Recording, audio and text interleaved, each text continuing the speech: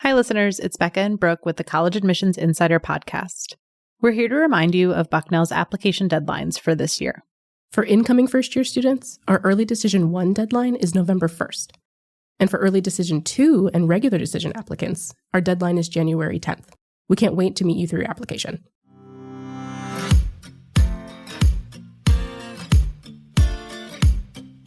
If there's anything we know about securing financial aid for college, it's that it can be a pretty complex process. That's why we've spent the past few episodes of College Admissions Insider outlining each aspect of the financial aid process to help you and your family fund your dream education. In episode 52, we talked about the different ways to pay for college. In episode 53, we covered the ins and outs of applying for financial aid. If you're joining us just now for our third and final episode in this series, we encourage you to go back and start from the beginning. We promise you don't want to miss a minute. As for who we are, I'm Brooke Thames from Bucknell University. And I'm Becca Haupt-Aldridge, also from Bucknell. Today, we're rounding out our discussion on financial aid by chatting about what happens after your financial aid offer has been calculated. How do you find out what you've been awarded? How do you accept an offer? What should you keep in mind when finalizing your payment? We're diving into all of that and more. Here to guide us again are Erin Wolfe, Interim Director of Bucknell's Financial Aid Office, and Jamie Lowthert, Assistant Director of Financial Aid. Welcome back to the podcast. Hi, Brooke. Thanks for having us today. Thank you for having us today. So far in this series about financial aid, we've covered the various options available for paying for college and the process of acquiring financial assistance. Now, when all is said and done and a student has been accepted, how will they know whether they've received financial aid or scholarships? The release of award notifications is very, very school dependent. So here at Bucknell, students will receive their financial aid notification at the time of acceptance, assuming the student has submitted the necessary financial aid paperwork, which is the free application for federal student aid, the CSS profile, copies of parent's federal tax return, and if there's a non-custodial parent in the mix, the non-custodial parent form submitting the necessary paperwork. But that's not the case at every other school. Schools that have rolling admissions, students may not receive their financial aid notification until March. So they may be accepted in November, but will not be notified of aid eligibility until several months afterwards. So it is very, very school dependent. When a student does receive their financial aid notification, what they should expect to see on that notification is the school's cost of attendance and any financial aid that a student may be eligible for, which could be the forms of grants, scholarships, work study, student loans. And if a student has questions or concerns about when will I be notified of my financial aid eligibility, the financial aid websites for all colleges should list that there. So I would really encourage families to make sure that they're familiarize themselves with the colleges that they're looking at, their financial aid websites, because many of their questions will be able to be answered there. And so when it comes to the notification itself, what form might that take? Is that maybe an online portal or an email or a piece of paper you receive in the mail? What might students be getting? Once again, very school specific. Here at Bucknell, we send a paper letter home to students, and we also put it in their admissions portal. So the student will have access to it both paper-wise, so parents can see it, and then in the portal that students have access to it right away once they're notified of acceptance. And Jamie, you spoke briefly there about what students will see on that notification. And I wonder, as they're getting these different offers from different schools with different processes, can they expect to see their financial aid broken down in the same way, regardless of the school? Or is it kind of an anything goes situation when it comes to communicating those details of the financial aid packet? Really, Brooke, anything goes. Unfortunately, at this point in time, schools are not required to use a standard award notification across the board. So students will definitely see a variation in how the information is provided to them. So the problems, again, with the award letters, again, no standard format. So it can be difficult to interpret or compare and really contrast financial aid awards between schools. There's definitely differences in definitions of cost of attendance. Some schools won't even include the cost of attendance on the award letter, while others may just include tuition and fees, but omit room and board. Others could include the room and board in addition to tuition and fees, but won't include other costs such as books, supplies, transportation, and personal expenses. So that's just a variation in cost of attendance. And then identifying award components. Sometimes award letters use cryptic acronyms to identify parts of the financial aid award without spelling out necessarily which could be a loan, which are grants, and which are work study.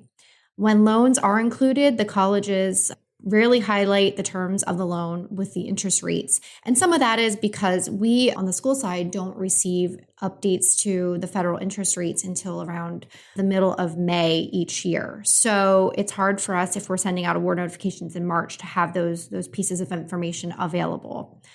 Some scholarships potentially might be providing different amounts because of institutional funding. You're going to see variations in what the schools were able to provide. So when looking at merit and or need-based grant dollars, certainly there's going to be variances based on the school's financial aid budgets and based on possibly different programs that they do offer on their campuses.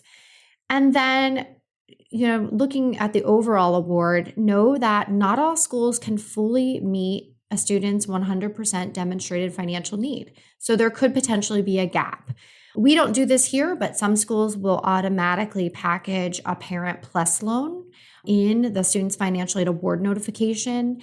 And so it would look potentially that there is no gap, but it is looking to the family that their expectation is for the parent to assume the debt through the parent loan program. So be aware that schools will definitely put their information in an award notification in different manners. We're hopeful one day to have a standardized format, but at this point in time, that has not been mandated by the federal government. Wow. And so it does sound like it is an anything goes situation. You really need to take the time to read these letters carefully and make sure that you're understanding what's being offered to you as it relates to the total cost of attendance at a particular university or school. We talked about a spreadsheet in our last episode. Jamie, you offered that great idea as a tracking tool for when you're submitting your applications. Do you have any tips and tricks for also tracking and keeping organized what schools are offering you and how to compare those? I am a huge fan of spreadsheets. So once again, I would encourage families to develop a spreadsheet of the schools the student has applied to, been accepted to, and received their financial aid offer. If I was developing a spreadsheet, how I would go about creating it is I would list the school's direct expenses. And just as a refresher, direct expenses are what the student will be billed by the school, which would include tuition, maybe fees, if the school has lab fees, room, and meals. And then I would also include, as a side note, indirect expenses, and they vary so much from school to school, but they're expenses that relate to book supplies, transportation.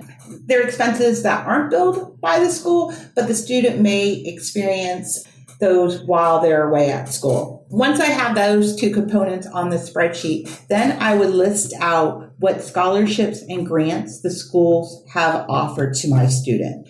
So if a school may have offered $10,000 in a scholarship and a $20,000 grant, I would list that on the spreadsheet. I would have a calculation to determine what my net cost is. So what are the direct expenses of the institution, less my scholarships and grants that the school is receiving, to look at what my net cost would be if my student decided to enroll at that particular school. I wouldn't include student loans in that calculation because students can borrow loans at any institution that they're going to. But what you really want to be looking at is what is my bottom line if my student chose this school after their free aid of scholarships and grants. Yeah, that's really great advice. And with all of those expenses and financial aspects taken into consideration, at the end of the day, students are going to ultimately have to choose a school to go to. But I imagine it's not as simple a decision as, the school with the best aid offer wins. We know that financial aid is a necessity for so many students seeking higher education and that each family has their own unique needs. So how could a student and their family go about choosing a school that both serves their needs and their dreams? Well, I can certainly understand the financial component of a school being a critical element when determining a school, but just some points of things that I tend to, when a student and family comes in and talks with me, of things to think about. When a student is choosing a school, this is touching numerous aspects of their lives, from the academic to social activities and beyond. So considering the importance of this decision, a prospective student should really think carefully about their options. And these are just some steps that I usually point out. Number one is, certainly developing that short list of schools, ranking your priorities and those thinking about your personal and educational needs on that college campus. Not procrastinating, so meeting all your deadlines so you're considered for all sources of financial aid on that college campus. If you can, make a college visit or revisit a college campus if you need that second look. And try to look past the sticker price. Many schools will provide the scholarships and grant aid that can significantly lower your cost. But again, paying attention to those deadlines is certainly important. And as Jamie just had highlighted, comparing the financial aid award, it's wise to look beyond tuition and see what costs apply, like housing and meal plans. Are there any other fees on the campus that you're not aware of? And so it's important to be mindful of that as you're checking things off on your list. And looking at the college departments as you're thinking about your academic area of interest, look at the success of the department, look at the retention rate and the graduation rates. And another important piece is to evaluate the career development offices on those college campuses to look at the connectivity, internship opportunities, and other things that are programming opportunities that are available that don't cost the student any money out of pocket, and they can attend and get all those free services from that career development area. And really, really, really important is communicating with your family. Families need to talk. They need to look at the schools. They need to talk about the pros and cons. Again, look at the financial aid component, but look at the other outcomes of the campus when they're fully making that overall college decision. Erin, you highlighted so nicely so many things there. Visiting campus, looking beyond the sticker price at what a school offers in terms of resources. You mentioned career advancement and opportunities after graduation. And I think that's such a good reminder that we have to sometimes zoom out a little bit from our spreadsheet, which is equally important, but also see the big picture of what is ultimately a family decision. And you also brought up deadlines, which was a great reminder for us as well. So here at Bucknell, students have until May 1st to enroll, but how long do students have to make a decision about which school to attend and which financial aid offer to ultimately accept?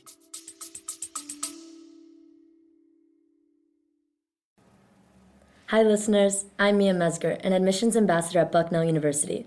The only thing better than listening to the Admissions Insider podcast is visiting our campus in person.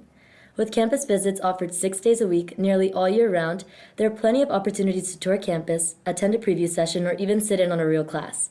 To schedule your visit today, head to bucknell.edu/plan-a-visit, and hopefully I'll see you on one of my tours soon.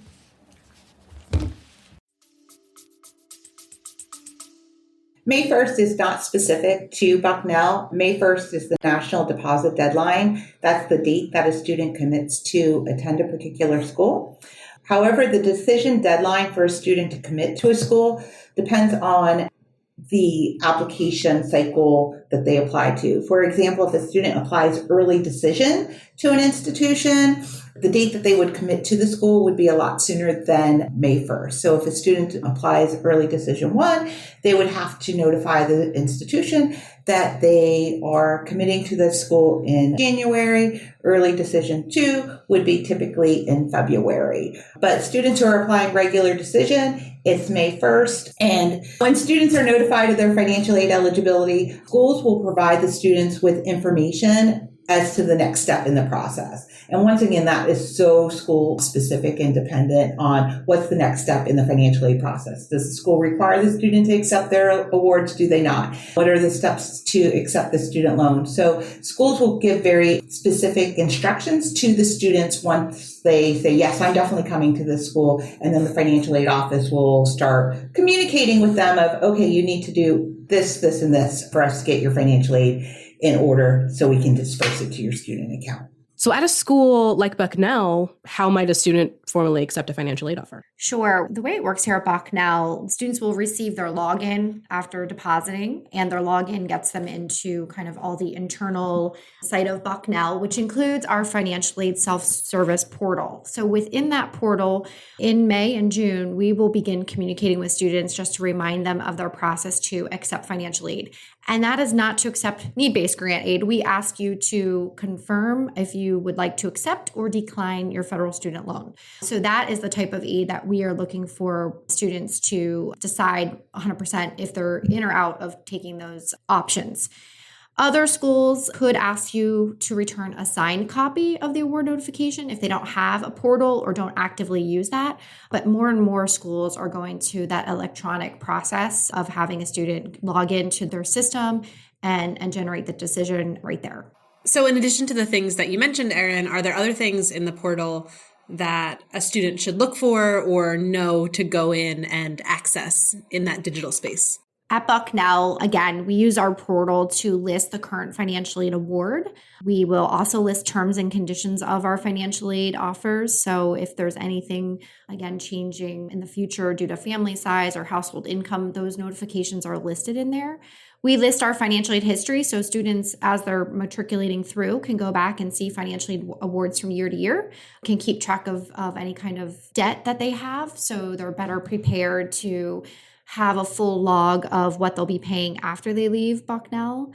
If a student receives outside scholarships, and we do list that information on there as well, and they can confirm that, yep, that's right, I should have had a check from XYZ scholarship organization.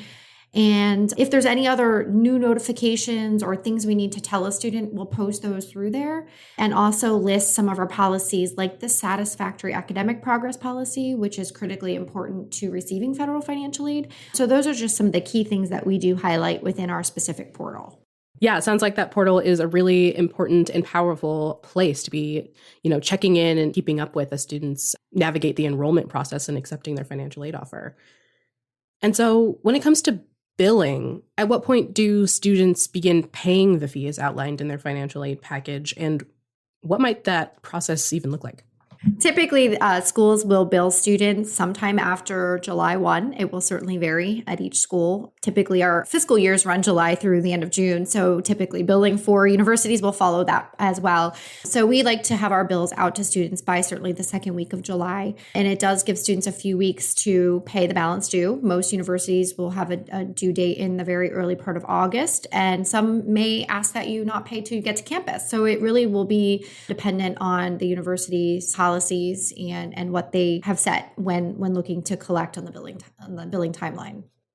And so once a student has accepted an offer and begins to set up their payments, is that it? Is financial aid sorted out for the rest of their time in college, or are there additional steps students should be mindful of? There are definitely additional steps that families and students need to be mindful of. If a student is a need-based financial aid recipient or utilizing federal student loans to help finance their students' education, they need to reapply every single year. And financial aid eligibility can change from year to year depending on the family's income, household size, number enrolled in college. So it is a yearly process. Need-based financial aid gets reevaluated each year based on the student's financial aid application. So a family should be prepared that their financial aid eligibility could increase, decrease, or remain the same depending on how their financial circumstances has changed. Schools are really good about notifying families and students of the reapplication process. If a student completed the FAFSA, the Department of Education is also really good about notifying students of now's the time to reapply. If a student is a state grant recipient, most state grant agencies also send reminders about reapplying. So there's a lot of reminders that are sent to students and their families about the reapplication process for the following years or their time while they're enrolled in school. It's great to know that this is something that is flexible and does fluctuate year to year, and that there are additional applications that students will have to file. So talking a little bit more about that reapplication process, do students and families have to reapply via the FAFSA or the CSS profile every year, or is the process a little bit more automatic moving forward? How are those financial aid packages reevaluated? Sure. The process for financial aid is an annual, a requirement that students should go through each year. I will tell you that sometimes the FAFSA does make tweaks to the algorithms that they use to determine a student's eligibility. So there are some changes that happen each year through that application. So students and families need to keep those FSA IDs handy because they will log in as of October 1st. That is what is available each year to resubmit the FAFSA information based on that newest tax year. So for example, students looking to apply for fall of 2023 are going to submit a FAFSA with 2021 tax data. Then the following 2024 year, we use 2022. So it does require that students log into that application year to year, update the information, update asset information. We learn if there's any changes to maybe students attending other undergraduate colleges in the household. And also, it's just an important part of it to make sure that we fully evaluated our need-based grant aid from year to year. As far as the CSS profile, I will say that that's going to be dependent upon the school. At Bucknell, we only require it one time when applying to our university, but other schools may require it year to year. And so that will be something a family, if they're looking at particular schools, need to pay attention to so they don't miss those applications. And at the school side, we could require students to, again, even though they're listing tax information on those applications, schools that do 100% verification are going to ask for copies of tax returns and W-2s, just to make sure everything is 100% correct on those applications. And then that is what really drives determining that award from year to year. If something would have, changed income dramatically, we could follow up and ask some questions, or, it could conversely lead to a reduction in financial aid. So there's a little bit back and forth that we go with to request some information from families, but it is truly important to make sure we have evaluated the situation fairly and equitably amongst all students on our campus. Wow. So this series has covered a tremendous amount of ground for our audience, who we hope are feeling supported and maybe a little bit relieved after hearing the voices of real people who care deeply about this work related to financial aid and financing a college experience. Jamie and Erin have offered so much advice in this podcast, but please know that you can also go re-listen to an episode if you want to hear it again. You can head to the website, not just here at Bucknell, but also at any institution that you're looking at, or reach out to the financial aid offices at the universities that you're looking at. So as we conclude and wrap up, is there one piece of overarching advice that you want to leave students and families with as they navigate this process? My advice to families is don't make assumptions about financial aid eligibility or the financial aid process. Be aware of deadlines, apply early, and definitely contact the college's financial aid offices with any questions you may ever have. We're here to help and guide students through the process. And so definitely, if you have questions, don't hesitate to outreach to the schools. And I, again, echo everything Jamie had just highlighted. And I think it's really important for families to remember that we ask for a lot of information. That is for reasons of which we're trying to qualify the student for as much financial aid possible. And we're trying to do that in a manner that, as I said earlier, is fair and equitable. And I think sometimes families may find us a little intimidating and financially, but please know that we're here as an advocate for you as a student and a family. And we want to see your students be successful here on our college campus. And to do so, we want to take some of the worry away on the financial aid side. So please work with us. Call us if you have questions. If your student comes to our university, know that we're here to help with applications year in and year out. Never hesitate to pick up the phone or, touch base with us via email. We're happy to help you in any manner. Well, the most sincere thanks to Erin and Jamie for joining us. As Becca noted, colleges are made up of people, and one of our biggest goals on the podcast is to bring the voices of people like yourselves to our audience to let them know that you are there to support and encourage and cheer them on. Thanks for being here. Thank you. And thanks, Brooke and Becca. We really appreciate it. And thanks to everyone out there listening. If you're a fan of the podcast, please take a moment to rate, subscribe, and share this episode with the students and families in your life. We will be back with the next episode in just a couple of weeks. In the meantime, send your questions, comments, and episode ideas to podcast@bucknell.edu. We read every single note that you send. And finally, you're invited to follow Bucknell on your favorite social media apps. Just look for @BucknellU on Instagram, Facebook, Twitter, YouTube, and TikTok. You can also follow our student-run Instagram account, which is @IamRayBucknell. Until next time, keep on reaching for your dreams and your dream school.